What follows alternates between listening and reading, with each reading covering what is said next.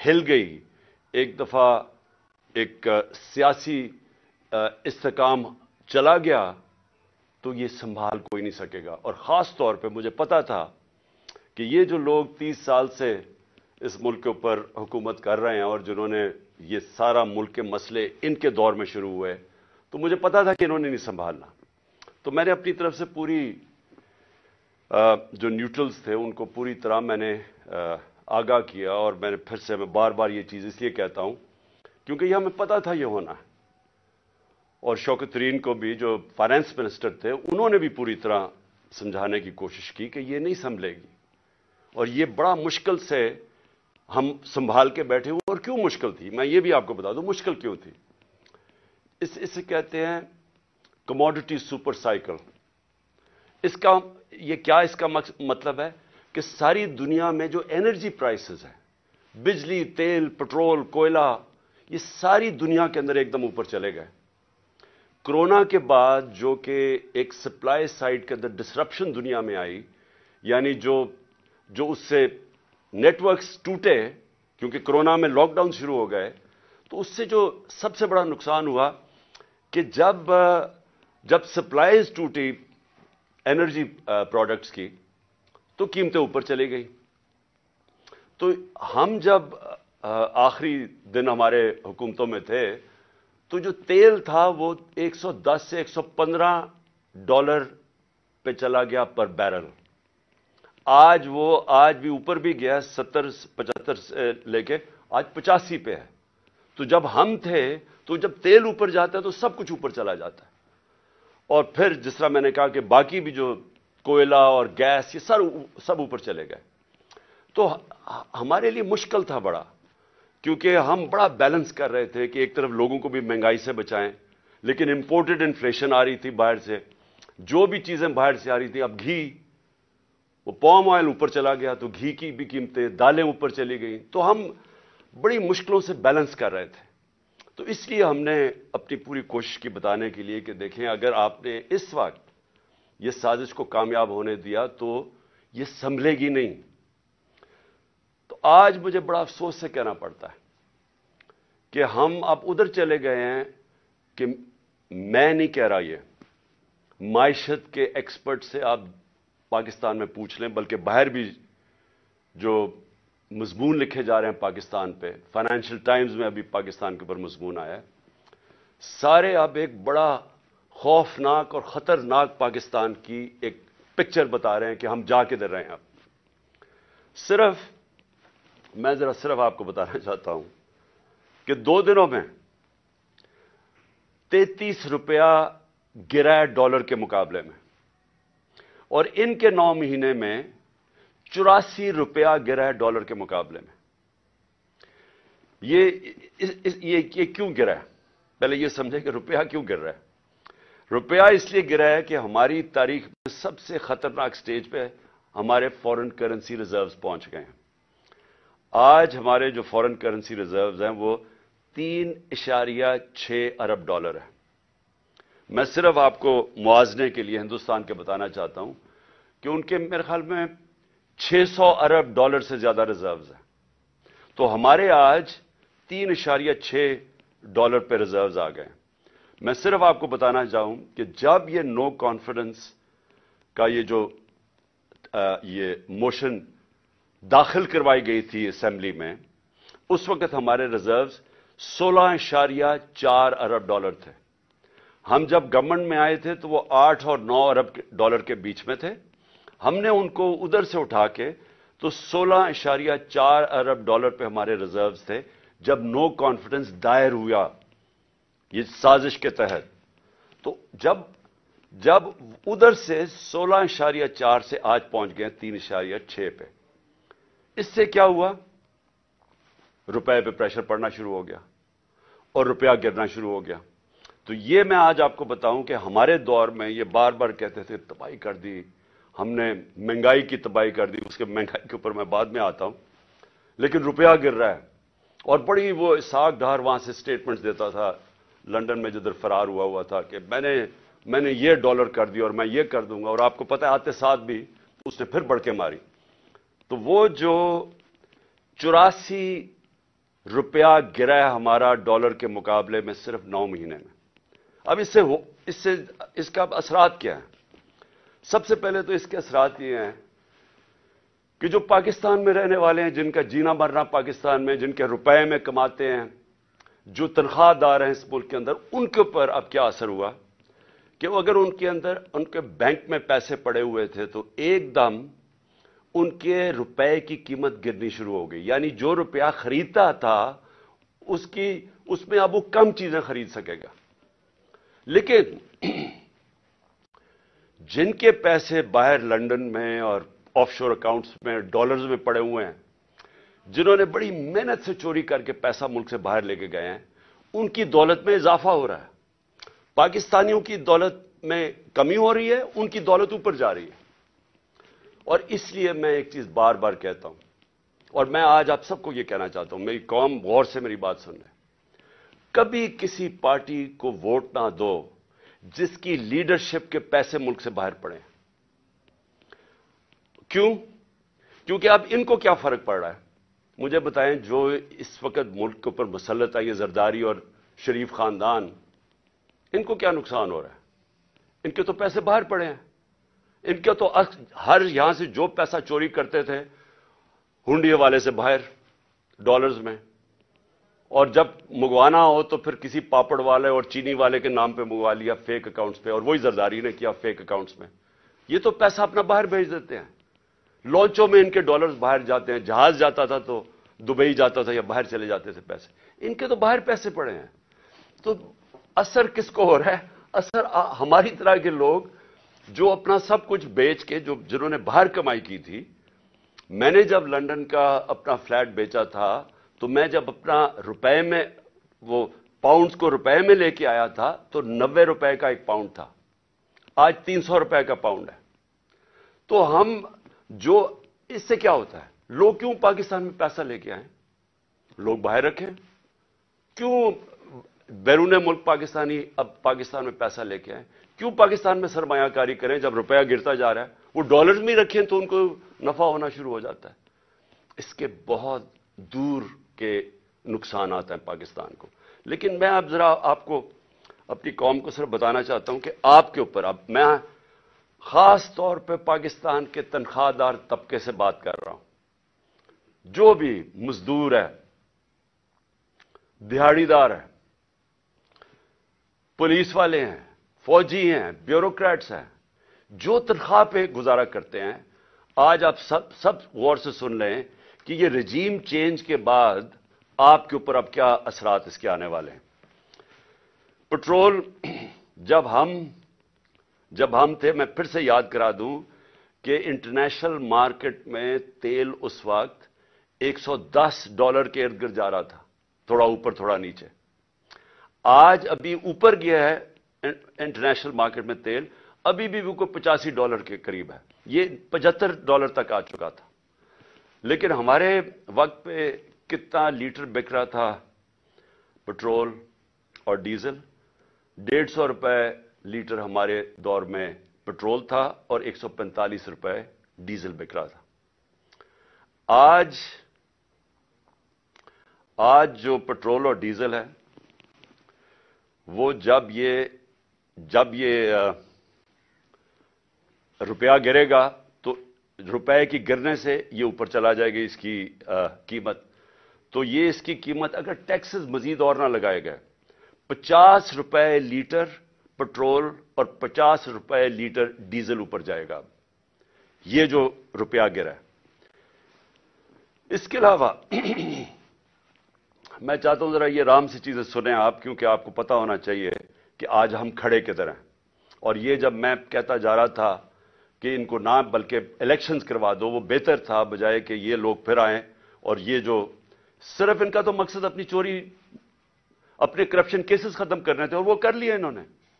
तो ये अवाम के लिए तो आए नहीं थे। अवाम को तो ये अब जो छोड़ के गए हैं अब आपके सामने। जब हम छोड़ के गए थे तो 12% थी महंगाई, इन्फ्लेशन, जिसको सीपीआई कहते हैं, कंज्यूमर प्राइस इंडेक्स, उस वक्त 12% थी। आज वो 35% पे जाएगी। یہ جو اب روپیہ گرا ہے اس سے اب یہ جائے گی 35% کے اوپر. اور جو دوسری ایک اور جس کو کہتے ہیں سینسٹیو پرائز انڈیکس، وہ ہوتا ہے، وہ مہنگائی وہ چیزیں ہوتی ہیں جو لوگوں کے استعمال میں، کھانے پینے کی چیزیں، بجلی، گیس، جو عام لوگوں کو افیکٹ کرتی ہیں. وہ ہمارے دور میں ہم 16 روپے چھوڑ کے گئے تھے، اور یہ یاد رکھیں تب قیمتیں سب سے اوپر تھی ساری. یہ جو گھی کی امپورٹس تھیں، یہ ایڈیبل آئل، یہ سب سے اوپر تھا. تو ہم اس پیک کے اوپر تھے تو تب وہ 16% تھی. یہ اب جائے گی 45 سے 50%. یعنی پاکستان کی تاریخ کے اندر یہ سب سے زیادہ مہنگائی ہوگی. اور جو چیزیں امپیکٹ ہو. اچھا، اسی دور میں صرف آپ کو بتا دوں، ہمارے دور میں 12% مہنگائی تھی، اس وقت ہندوستان میں 7% تھی. آج پاکستان میں 35% پہ چلی گئی ہے، ہندوستان میں 6% آ گئی ہے. تو وہاں مہنگائی کم ہوئی ہے. کیوں مہنگائی کم ہوئی ہے؟ کیونکہ انٹرنیشنل یہ جو کموڈیٹی سپر سائیکل ہے، قیمتیں نیچے آ گئی ہیں. تو وہاں 7 سے 6% آ گئی ہے، ہمارا 12 سے 35% پہ گئی ہے. تو سارے جو تنخواہ دار طبقے ہیں، آپ سوچ لیں کہ جب 35% مہنگائی ہوگی، آ گئی.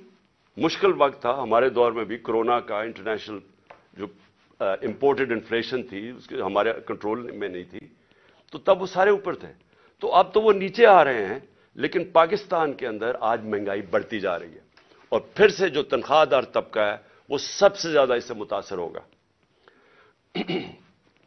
جو میں عام آدمی کی اب بات کرتا ہوں، میں باقی لمبی چیزوں کے اوپر نہیں جاتا، لیکن میں صرف ایک عام آدمی جس کی بنیادی ضروریات آٹا ہے، ایک عام گھرانہ ہے، جو ہم نے اندازہ لگایا ہے کہ ایک عام گھر ہے، اس کے اوپر جو اب آٹے کا خرچہ آئے گا، کیونکہ ہمارے دور میں آٹا تھا، آٹا گیا ہمارا 60 روپے، اور آج وہ گیا 150 روپے پہ. یعنی تقریباً 2.5 گنا سے بھی تھوڑا زیادہ. تو آٹا جو عام لوگ، ایک ہم نے اندازہ لگایا اب 18,000 روپیہ صرف ایک گھر صرف روٹی لینے پہ خرچ کرے گا. تو کمائی صرف جائے گی ان کی، جو بھی پیسہ کمائیں گے 18,000 روپے ادھر. جو عام آدمی استعمال کرتا ہے، پیاز ہمارے دور میں 44 روپے کلو تھا، آج وہ چلا گیا 230 روپے کلو. تو اگر روٹی آ بھی گئی تو اس کے لیے، پیاز کے لیے آپ کے سامنے، اور مرغی دگنی ہو گئی. اب بجلی پہ آ جائیں. دیکھیں بجلی جو ہے نا، یہ آپ سمجھ جائیں کہ یہ اب آ گئی. جو بجلی کے بل ہیں، لوگ پہلے سے شور مچا رہے تھے، ہمارے دور میں بھی لوگ شور مچا رہے تھے، کیونکہ بجلی سب کو افیکٹ کرتی ہے. تو ہمارے 16 روپے یونٹ بجلی تھی تب، آج 36 روپے یونٹ ہے. لیکن اب اس کے یہ جو روپے گرنے کے بعد یہ پہنچ جائے گی، اس میں 8 روپے یونٹ مزید اضافہ ہوگا.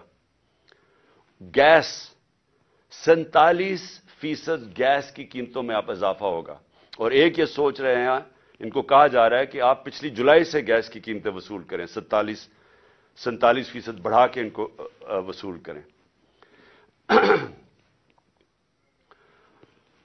اس کا امپیکٹ عام لوگوں کو تو میں نے بتا دیا آپ کے اوپر کیا ہوگا، لیکن میں اب آپ کو بتاؤں کہ اس کا امپیکٹ پوری معیشت کے اوپر کیا ہوگا. سب سے بڑا اس کے اوپر امپیکٹ ہوگا پاکستان کی گروتھ ریٹ. یعنی جو دولت میں اضافہ ہوتا ہے، جس کو گروتھ کہتے ہیں دولت میں، وہ اس پہلے گر رہا تھا. انڈسٹری بند ہو رہی تھی، کسان متاثر تھا. کسان نے صرف یوریا کے اوپر، ہم نے کیلکولیٹ کیا ہے کہ یوریا کی جو قیمت بڑھی ہے، 60 ارب روپیہ کسانوں کا گیا ہے صرف اضافی یوریا کی قیمت پہ. یہ جو گندم کی فصل اگانی ہے، جو اگائی تھی انہوں نے، یہ جو ابھی کٹے گی مارچ اور اپریل میں، 60 ارب روپیہ صرف گندم اگانے کے لیے یوریا پہ ایکسٹرا ان کو اضافہ اس کی مہنگائی کی وجہ سے افیکٹ ہوا ہے.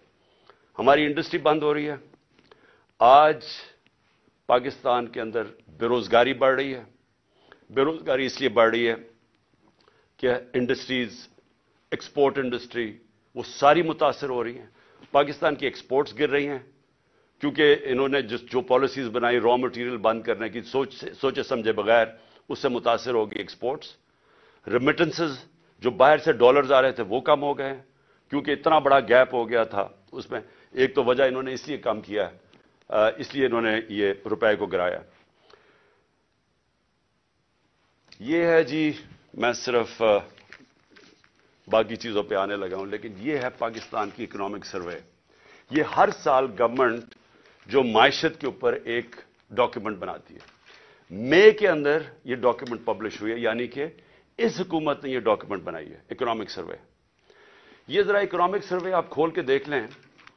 اس میں آپ کو جو چیزیں نظر آئیں گی کہ اپریل میں پاکستان مارچ اپریل میں کدھر کھڑا تھا. آپ کو حیرت ہوگی کہ اس سب کے کرونا کے باوجود 2 سال کرونا، انٹرنیشنل پرائسز سب سے زیادہ اوپر، جس کو میں بار بار کہتا ہوں energy prices, commodity super cycle, وہ سب سے زیادہ. اس کے باوجود اس رپورٹ میں پاکستان کی چوتھے سال میں 6% گروتھ ریٹ ہوئی، 6% پاکستان کی اکانومی بڑھی. آج یہ جو میں آپ کو بتا رہا ہوں، یہ 0 سے بھی نیچے چلی جائے گی، یہ منفی میں چلی جائے گی گروتھ ریٹ. ابھی جس طرح انڈسٹری بند ہو رہی ہے، جس طرح کسان متاثر ہو رہا ہے، جس طرح ہماری سروسز امپیکٹ ہو رہی ہے، ساری بزنس سلو ڈاؤن ہے، تو یہ تو اب بالکل نیچے چلی جائے گی. اس کا کیا امپیکٹ پڑے گا؟ روزگار کے اوپر. ہماری ایک نوجوان آبادی ہے. مجھے بڑا فخر تھا کہ ہمارے دور میں 18 لاکھ نوکریاں ہم ہر سال مزید بڑھاتے تھے، اور ہم نے اپنے 3 سال میں 55 لاکھ نوکریاں بڑھائیں. میں پھر سے کہتا ہوں، یہ کرونا کا دور تھا، جب لاک ڈاؤن کا دور تھا، اس میں ہم نے 55 لاکھ نوکریاں بڑھائیں. ابھی صرف ٹیکسٹائل والوں سے پوچھ لو، باقی چیزیں چھوڑیں، صرف ٹیکسٹائل انڈسٹری سے پوچھ لو کہ ان کو کتنا نقصان ہوا ہے، ان کی کتنی زیادہ بے روزگار ہوئے ہیں صرف ٹیکسٹائل ورکرز. ہمارے دور میں ٹیکسٹائل انڈسٹریز کو ورکرز نہیں ملتے تھے، مزدور نہیں ملتے تھے. آج یہ حالات ہے، آپ فیصل آباد جا کے دیکھ لیں تو آپ کو نظر آ جائے گا کہ کس طرح کی بے روزگاری ہے اور مزید آگے آ رہی ہے. یہ جو اسی میں سروے میں ہماری جو لارج اسکیل مینوفیکچرنگ ہے تقریباً 12% تھی. یہ 17 سال کے بعد ہماری انڈسٹری بھی اوپر گئی، ہماری زراعت بھی اوپر گئے، ہماری سروسز انڈسٹریز بھی اوپر گئی. ریکارڈ ٹیکس کلیکشن ہوئی. ہمارے جو جس ریٹ پہ ہمارا ٹیکس بڑھ رہا تھا، یہ بھی ریکارڈ تھا پاکستان میں. 6000، یہ اس میں سب کچھ ہے، 6000 ارب روپے سے اوپر ہمارا ٹیکس کلیکشن ہو گئی. تو ہر چیز جب اوپر جا رہی تھی، جب یہ چینج آیا. اب میں اس کی ذرا آپ کو اگلی چیز بتاتا ہوں کہ اب ہم ملک جا کس طرف رہا ہے. میں اس لیے یہ کہنا چاہتا ہوں کہ مجھے اب سب سے پہلے تو خوف آ رہا ہے کہ جب میں نے پہلے بات کی تھی کہ یہ جب معیشت نیچے چلی جائے گی اور ان کے ہوتے نیچے جائے گی، کیونکہ اسحاق ڈار جب 99 میں جب چھوڑ کے گیا تھا معیشت، تو تب بھی وہ لائف سپورٹ مشین پہ تھی، اور اس کے بعد 2018 میں بھی وہ بری طرح چھوڑ کے گیا تھا، ایکسپورٹس میں کوئی اضافہ نہیں تھا. اور اب آ کے اس نے وہاں لے گیا ہے کہ پاکستان کی نیشنل سیکیورٹی کو خطرہ ہے. میں اس لیے یہ کہہ رہا ہوں کہ جن لوگوں نے اب بیل آؤٹ کرنا ہے پاکستان کو، اس میں سے جو نکالیں گے، جو ہم اب ان سے بھیک مانگیں گے، کیونکہ ہماری آمدنی کی اب تو ہے ہی نہیں. جدھر سے ہم نے ڈالر کمانے تھے وہ تو نیچے جا رہے ہیں، ریمیٹنسز، اور اگر ایکسپورٹس نیچے جا رہی ہے تو ہمارے تو ڈالر کم ہو رہے ہیں. تو اب ہم نے کسی سے ہاتھ پھیلا کے جو بھی مدد مانگیں گے، یہ یاد رکھیں کہ وہ ایک قیمت مانگیں گے. خدا نہ خواستہ وہ اس طرف نہ جائیں جو اب سری لنکا کو انہوں نے کہا کہ 50% اپنی فوج کم کرو. مصر کو بھی IMF نے کہا کہ اپنے فوج کے خرچے کم کرو. تو جو بھی اب بیل آؤٹ کرے گا وہ اب کنڈیشنز دے گا. تو پہلی تو کنڈیشنز میں نے آپ کو بتا دیں کہ ابھی انہوں نے مزید اور ٹیکسز لگانے ہیں، کیونکہ ہماری ٹیکس کلیکشن گر گئی ہے. 400 ارب روپے کے ٹیکسز لگانے ہیں، تو وہ بھی مہنگائی پیدا کرے گا. انہوں نے یہ جو پٹرول اور ڈیزل اور بجلی کی قیمتیں بڑھانی ہیں، تو وہ اور مہنگائی کرے گا. تو عام آدمی کو سارا کچھ افیکٹ کرے گا. لیکن سب سے زیادہ کہ یہ ملک ایک بڑا خواب پاکستان، اس کی سیکیورٹی کی ہر اس پاکستانی کو فکر ہے جس کا جینا مرنا اس ملک میں. وہ لوگ جن کا سٹیک پاکستان میں نہیں ہے ان کو اس کی فکر نہیں ہے. ان کو تو باہر بیٹھے ہوئے ہیں, جب مشکل آتی ہے باہر چلے جاتے ہیں. مسئلہ یہاں پاکستان کے لوگوں کو ہے, اور یہ میرا سب سے پہلے میں آپ کو بتاؤں کہ میرا یہ خطرہ ہے. دوسرا مجھے جو خوف آ رہا ہے وہ یہ کہ جن لوگوں نے, اور یہ جو چند لوگ تھے جنہوں نے یہ رجیم چینج کے اندر پوری سازش کر کے گرائی تھی گورنمنٹ, مجھے خوف ہی آ رہا ہے کہ انہوں نے کوئی یہ پچھلے 8 مہینے میں کوئی سبق نہیں سیکھا. بجائے یہ جلدی ریئلائز کرتے کہ یہ غلطی ہو گئی ہے, اور یہ غلطی ٹھیک کرنے کا تو صرف ایک ہی طریقہ تھا جو میں پہلے دن سے کہہ رہا تھا جب ہماری گورنمنٹ گرائی, کہ صاف اور شفاف الیکشن کروا دیں. اس کے علاوہ تو کوئی دوسرا طریقہ نہیں تھا. بجائے اس طرف جانے کے مزید اور پاکستان کو دلدل میں ہم نیچے جاتا جا رہا ہے. کیسے ہو یہ رہا ہے کہ عوام کے خوف سے کہ عوام نے اب سوال پوچھنے ہیں, اب سارے تنخواہ دار طبقہ, مزدور, کسان سب اب سوال پوچھیں گے کہ یہ جو آپ سازش کے تحت ان لوگوں کو اوپر لے کے آئے تھے کون ذمہ دار تھے اس کے. قوم سوال پوچھے گی. تو اس کے منہ بند کرنے کے لیے اب ساری حرکتیں ہو رہی ہیں.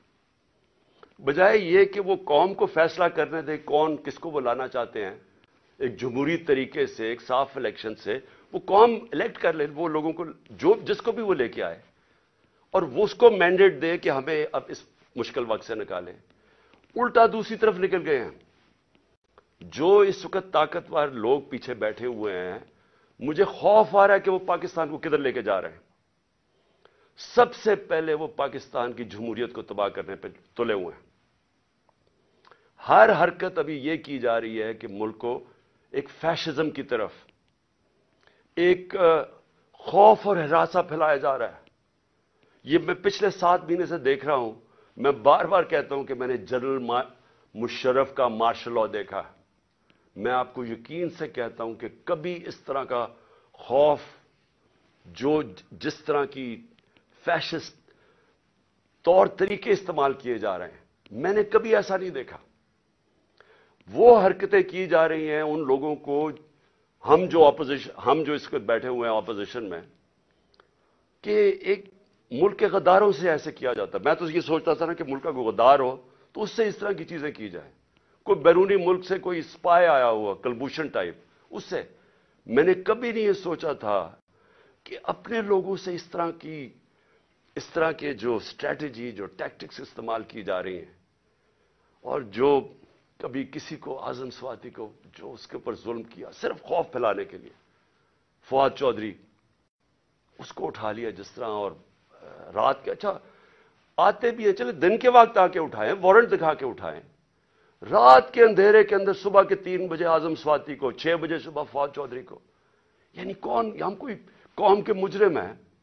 اور اس کے علاوہ جو میڈیا سے کیا, جو ارشد شریف سے کیا, میڈیا کے لوگوں کی صرف آواز بند کرانے کے لیے, اس ملک کی جمہوریت ختم کرنے کے لیے, تاکہ لوگوں کو ڈر سے کہیں لوگ ان چوروں کے پیچھے لگ جائیں.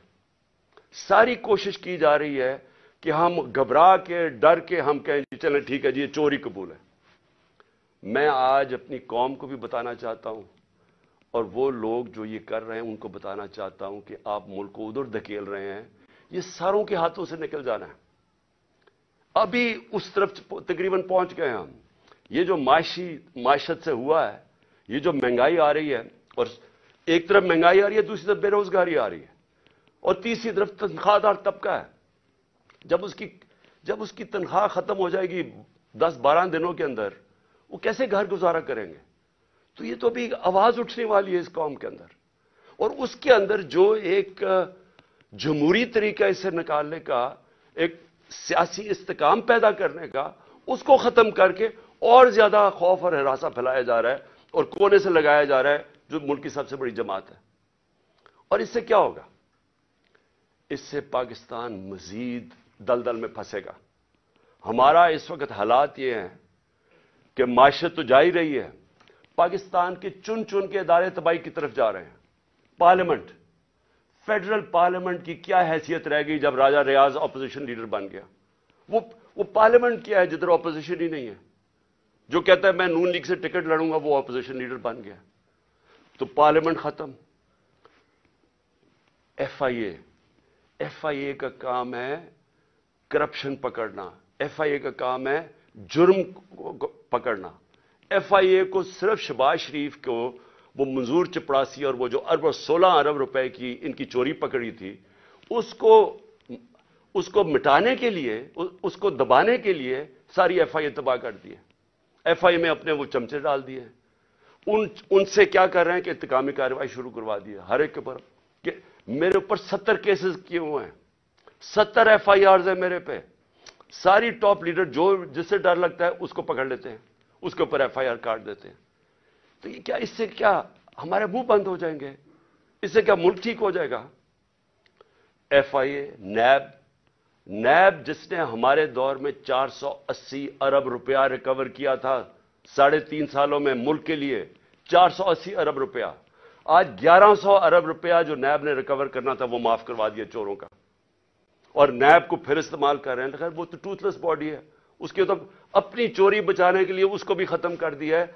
यानी लाइसेंस दे दिया है पाकिस्तान में व्हाइट कॉलर क्राइम को। आज ताकतवर अब चोरी करेगा जो मुल्क से पैसा बाहर भिजवा देता है, नैब की कोई अब ताकत नहीं रहेगी उसको पकड़ने के लिए, सिर्फ छोटे चोर अब पकड़े जाएंगे।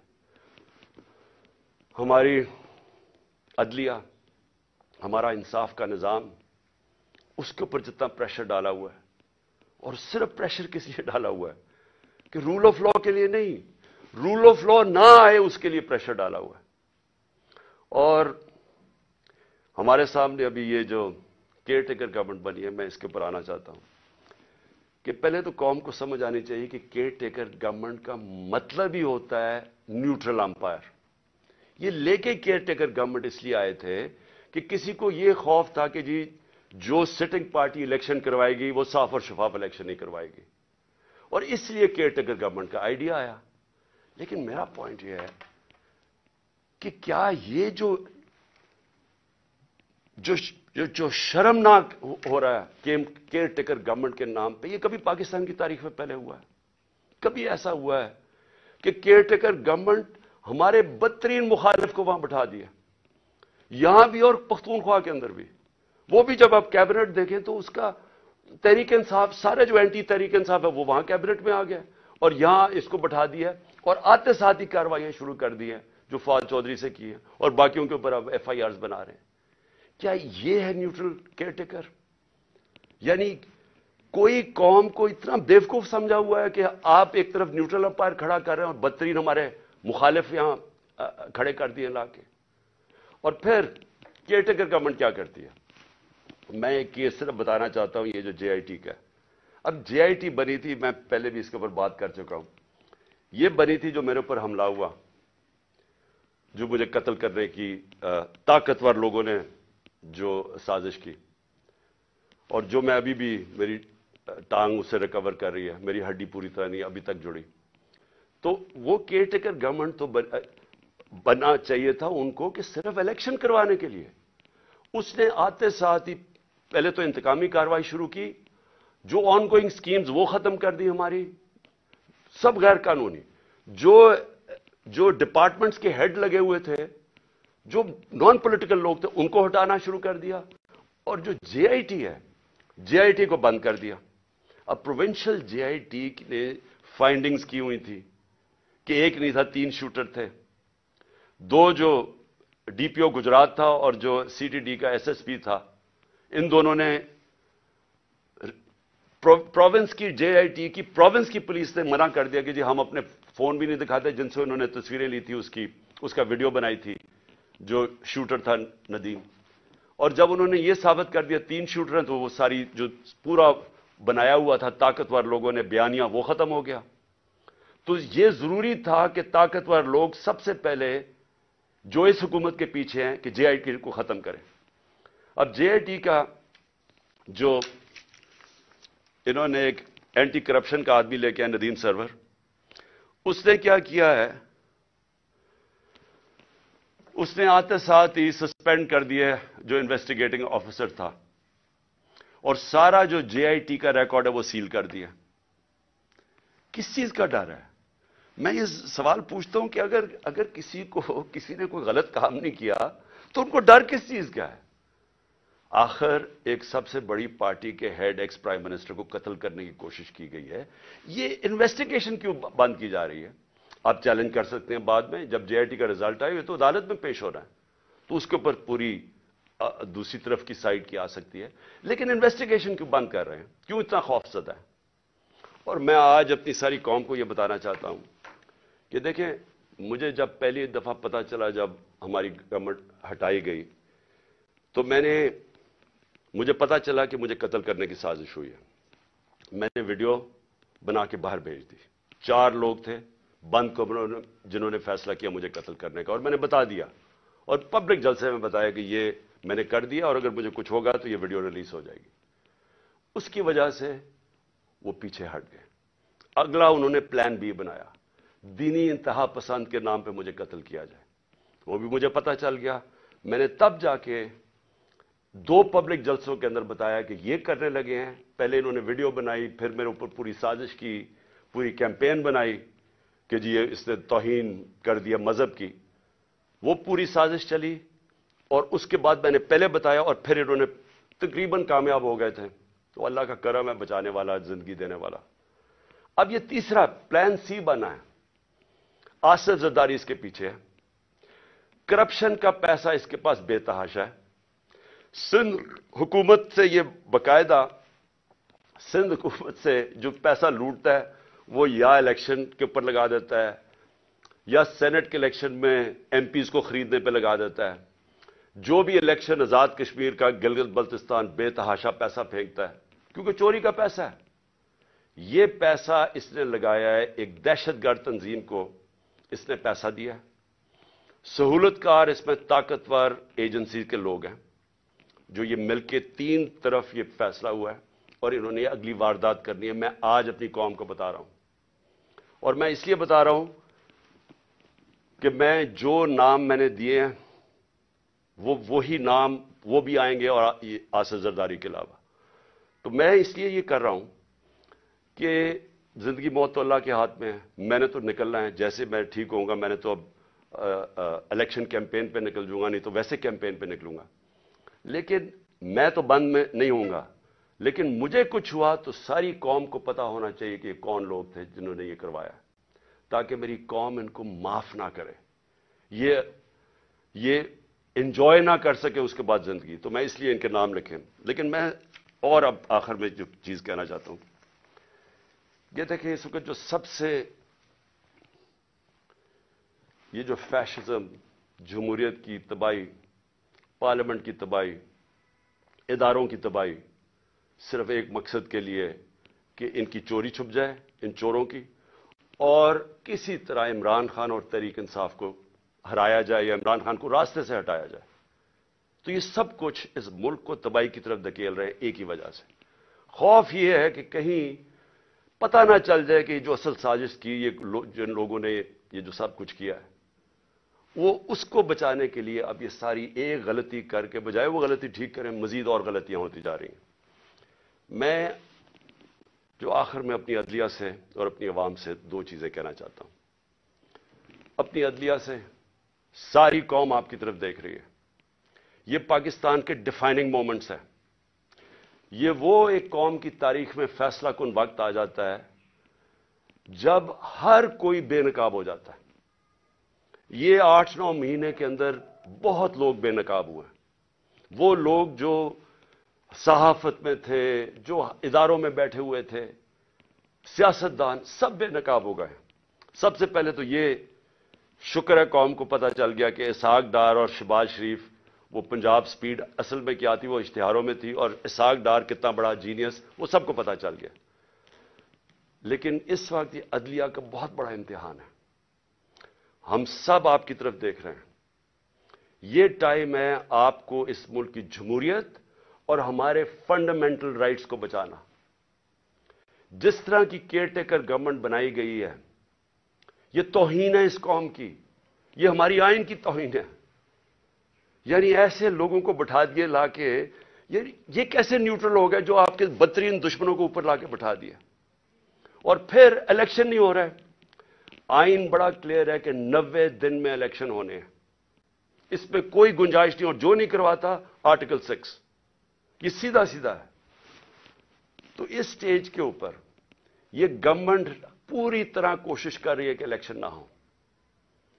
इनको कोई फिक्र नहीं है जमहूरियत और आइन की, इनको सिर्फ पड़ी हुई है कि इनकी किसी तरह डरे हुए हैं इलेक्शन से, अवाम से डरे हुए हैं, और उनसे बचने के लिए इनको कोई फिक्र नहीं है कि अवाम की मैंडेट क्या होता है, इनको कोई फिक्र नहीं है कि आइन क्या होता है, रूल ऑफ लॉ क्या होता है, इनको कोई फिक्र नहीं है।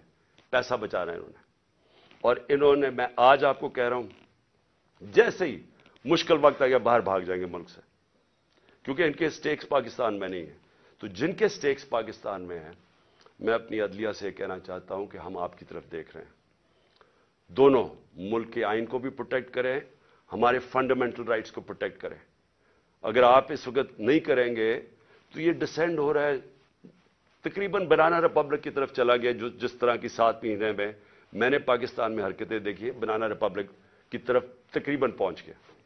और दूसरा, मैं अपनी आवाम को कहना चाहता हूं कि देखें, आपके लिए ये अब एक फाइनल आजादी की जंग है, हकीकी आजादी की। इस वक्त खौफ फैलाया जा रहा है कि जी फलाने को पकड़ लेंगे, ये पकड़ लेंगे, जो भी कर देंगे। देखिए, ये जो खौफ की गुलामी है, ये बदतरीन गुलामी है। सारे दुनिया के फिरौन जो आए हैं, वो खौफ की वजह से लोगों को गुलाम बनाते थे, और जब भी खौफ का बुत टूटता था, लोग आजाद हो जाते थे। लेकिन लोगों को जद्दोजहद करनी पड़ती है, घर बैठे बैठे आजादी नहीं मिलती। आपको सबको तैयार होना पड़ेगा जद्दोजहद करने का।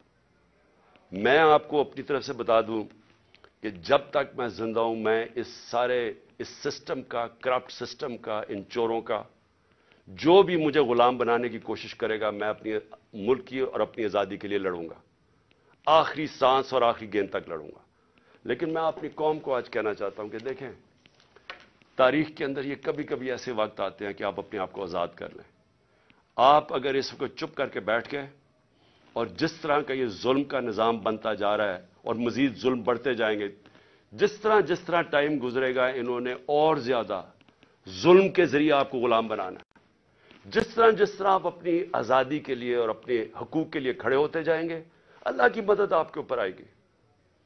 जहाद है ही इंसाफ के लिए जद्दोजहद करना, इसको जहाद कहते हैं, और ये अल्लाह ने हमारे पे सब पे फर्ज किया है। तो मैं यहां आप सबको आज अपील कर रहा हूं आपके लिए कि आपने आने वाले दिनों में जिस तरह के ये हमें कोशिश कर रहे हैं कि अवाम की आवाज बंद करने की, हमें गुलाम बनाने की, आपने जद्दोजहद के लिए तैयार रहना है। मैं इंशाअल्लाह फिर से आपको बता दूं कि मैं इसके लिए पूरी तरह तैयार हूं। मैं आखिरी दम तक खड़ा हूंगा, और आपने इस मुल्क के मुस्तकबिल को बचाने के लिए आपने खड़े होना है। माइशत का आपने देख लिया हालात, आपने देख लिए कि ये जिस तरह की महंगाई, 50 साल में ऐसी महंगाई नहीं आई जो अब आई है, और मजीद अभी और आगे आएगी। और ये सिर्फ ये समझ रहे हैं कि अगर आपको डरा धमका देंगे और मीडिया के पैसे दे के लोगों को, चंद लोगों को अपने साथ मिला के, तो इस तरह भेड़ बकरियों की तरह आपको दबा देंगे, ये इसके पर उम्मीद लगा के बैठे हैं। इंसान के हुकूक होते हैं, जानवरों के हुकूक नहीं होते। इंसान अगर अपने हुकूक के लिए नहीं खड़ा होता तो वो जंगल का कानून बन जाता है और वो जानवरों का निजाम आ जाता है। तो मुझे उम्मीद है कि मैं आप तैयार रहें। आने वाले दिनों में अगर इन्होंने हमारे पे जुल्म किया, हम सब खड़े होंगे, मैं आपके साथ खड़ा होऊंगा। चंद हफ्ते, ज्यादा से ज्यादा 2 हफ्ते इंशाल्लाह मैं खड़ा हो जाऊंगा, और मैं इंशाल्लाह फिर निकलूंगा। पाकिस्तान जिंदाबाद।